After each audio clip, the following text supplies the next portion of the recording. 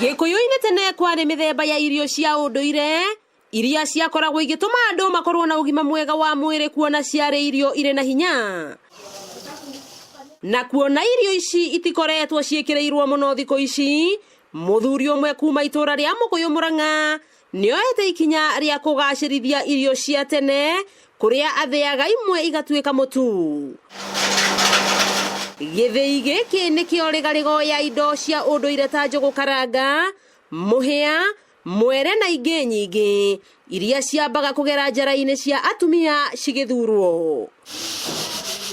Imwe ta mianga na marenge cikiamba kumithio mbere ya kurigarigwo maita meri niguo cituike mutu muhinyu. Aingi ni moragia irenge ri tiga kurio na mucere ri kana na githeri ri ni ati ungi tungiriria ri tuteithie thiini wa mwiri tugikiona twatukania na njugu karanga ri tucoke twikire kindu ta muhia ri mutune ri ni guthondeka mutu mwega muno wa ucuru. Thengia ya uguo hari moritu Mwangi acemanagia namo.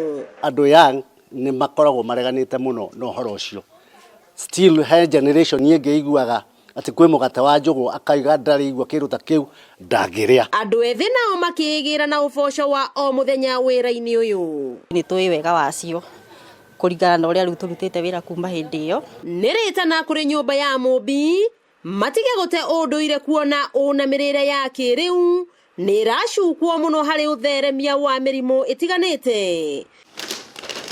Girivotera Kameme TV kuma itura ria Mukuyu Kiharu County ya Murang'a, ritwa riakwa ni Wambui Mwangi wa Wokabi.